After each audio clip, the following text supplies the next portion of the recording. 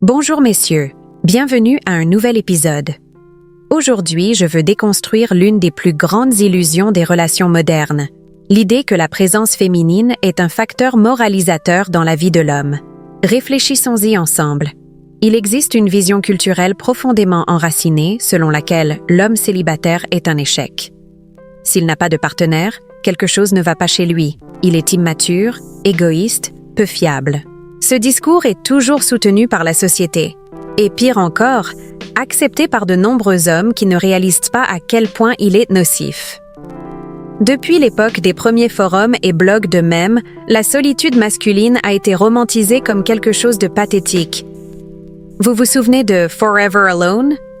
C'était déjà un signe avant-coureur de la vision dépréciative de l'homme seul.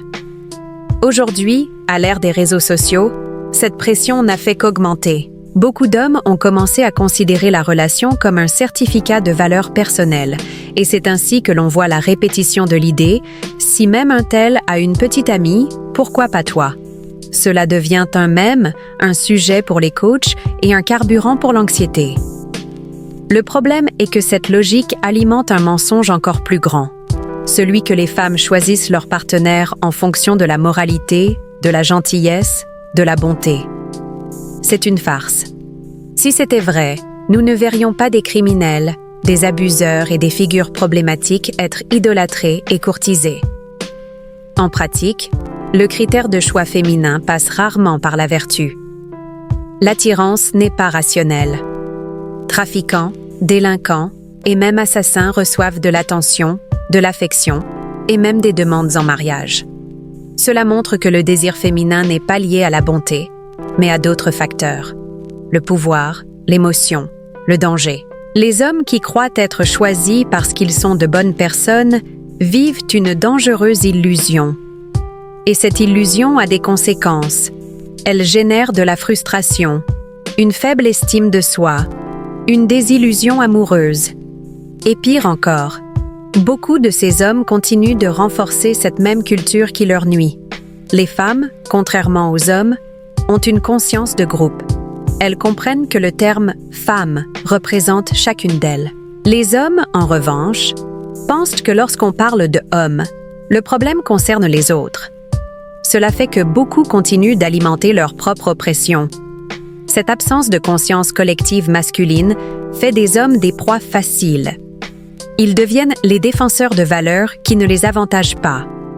Ils défendent l'idée qu'une partenaire est un signe d'évolution personnelle, alors qu'en réalité, cela ne fait que les rendre dépendants de l'approbation externe.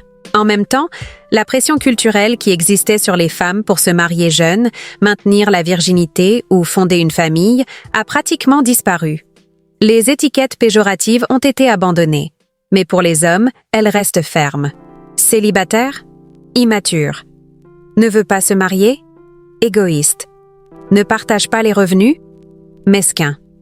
Ce déséquilibre des exigences fait partie d'un système plus large qui tourne autour des intérêts féminins.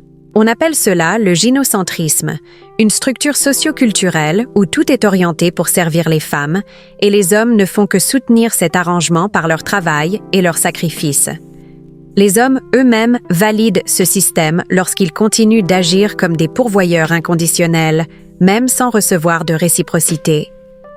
La chevalerie, la gentillesse et l'effort émotionnel sans retour sont la norme pour beaucoup. Il est nécessaire de briser ce cycle. Cela commence par le refus de l'idée qu'une relation est une sorte de validation existentielle. Avoir une petite amie ne te rend pas meilleur. Ne pas en avoir ne te rend pas pire. La femme n'est pas un prix de bonne conduite. Lorsqu'un homme commence à se considérer comme le seul responsable de sa propre valeur, il cesse de dépendre de l'approbation féminine. Il arrête de concourir pour l'attention et commence à agir dans son propre intérêt. Ce changement de mentalité ne nécessite pas de mouvement collectif, de manifestation ou de révolution. Il se produit silencieusement, individuellement.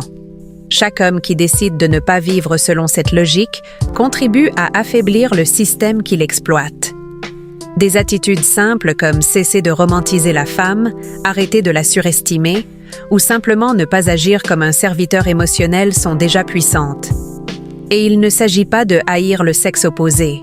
Il s'agit de se préserver.